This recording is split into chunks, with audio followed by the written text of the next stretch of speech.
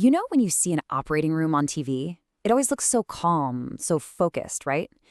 But underneath that quiet surface, there's this incredibly complex, high-stakes battle going on against one single enemy, human error. So today, we're going to pull back the curtain on the amazing hidden systems that are working around the clock to keep every single patient safe when they're at their most vulnerable. Let's start with a number, 98,000. Back in 1999, this was the high-end estimate for how many people were dying each year in the US from medical mistakes that could have been prevented. That number was so staggering, so shocking, it basically launched a revolution in patient safety. And this was the report that dropped the bombshell. To err is human. It was a massive wake-up call for the entire medical world. It forced everyone to face a really tough truth. Just having good doctors with good intentions wasn't enough. They needed better systems. So how did they start to build those systems? Well, here's our game plan. First, we'll tackle the sheer scale of the problem. Then we'll look at a brilliantly simple solution that was actually borrowed from a totally different field. We'll dig into the protocols designed to stop the unthinkable, uncover some hidden dangers you've never expected in OR, and finally, we'll see why all of it, absolutely all of it, comes down to communication. Okay, so the first place to look was, you guessed it, the operating room. Why? Because it turns out that about half of all major bad outcomes for patients are tied to surgery. And here's the real kicker, about half of those were considered preventable. So this was never about finding bad doctors, it was all about fixing a flawed system. So when you've got a high-risk, high-stress environment where one tiny slip-up can be catastrophic, where do you even begin to look for a solution? Well, in this case, they looked to the skies. Medicine took a page directly from the aviation industry's playbook, which had been using a simple but incredibly powerful tool for decades. And when you think about it, the parallels are kind of uncanny, aren't they? Both pilots and surgeons are dealing with intense stress. They rely completely on their team. They operate incredibly complex machines, and they make decisions where lives are literally on the line. The big realization was, hey, if a simple checklist can help make flying the safest way to travel, maybe, just maybe, it could do the same for surgery. And this is it, the World Health Organization's Surgical Safety Checklist. It looks simple, but it is so much more than just a list. It's really a script for a structured conversation. The sign-in happens before the patient is even asleep, making sure everyone's ready. The timeout is this critical pause, right before the surgeon makes the first cut, where the entire team stops and gets on the same page. And the sign-out confirms everything is done and accounted for before the patient leaves the room. It's a simple idea that creates a powerful safety net. Checklists are fantastic for routine safety, but what about those mistakes that are so bad, so catastrophic, that they should just be impossible? Well, they have a name for those. They're called never events, and there is a whole other layer of systems designed just to stop them.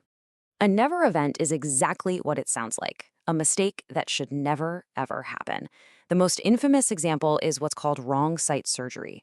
Operating on the wrong person, the wrong body part, or doing the wrong procedure entirely. It's the stuff of nightmares. To fight this, the Joint Commission created something mandatory called the Universal Protocol. Think of it as a 3-layer defense system. First, you verify everything, the patient's identity, all the paperwork, all of it. Second, the surgeon literally marks the correct spot on the body. And third, there's that timeout again, that final sacred pause where everyone in the room stops, takes a breath, and confirms, yes, this is the right patient, this is the right site, this is the right plan. Okay, so here's another type of never event, the retained surgical item, or RSI.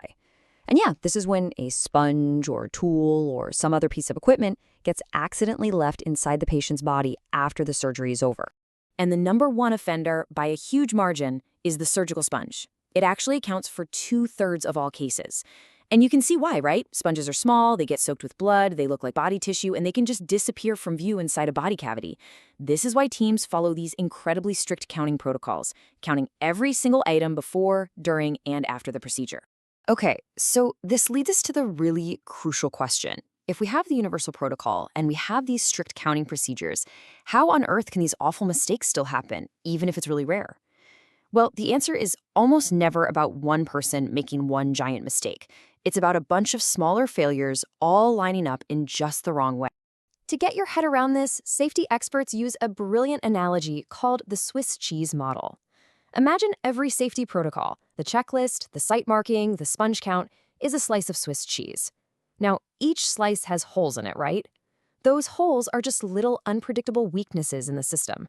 Most of the time, an error gets started, but it gets blocked by a solid part of the cheese. But every once in a while, just by pure random bad luck, all the holes in all the slices of cheese line up perfectly, and an error can pass right through every single defense and reach the patient. All right, so moving on from human error for a second, the operating room itself has physical dangers that need their own safety systems. Two of the biggest ones you might not think about are the risk of fire and injuries from sharp tools. It sounds totally crazy, but something like 600 surgical fires happen every year in the US. That's because the OR is basically a perfect storm for what's known as the fire triangle. You have an oxidizer, like pure oxygen being given to the patient. You have a fuel source, like the alcohol prep used on the skin. And you have an ignition source, like an electrocautery tool that surgeons use. The key to safety is meticulously managing how those three things interact. And then you've got Sharps injuries. A simple needle stick or a cut from a scalpel can be a huge deal, potentially transmitting disease to the surgical team. So they use these simple but super effective protocols. Like just by double gloving, you can cut blood exposure from a needle stick by a whopping 95%. Using blunt needles when possible and creating a no hands pass zone for sharp tools also makes a massive difference. So, we've talked about checklists, protocols for preventing disasters, and even managing the physical environment. But all of these systems, every single one, rely on one final, absolutely crucial element: the people using them and how well they communicate with each other. Just look at this statistic. Communication failures are listed as a root cause in up to 70% of adverse events. Let that sink in, 70%.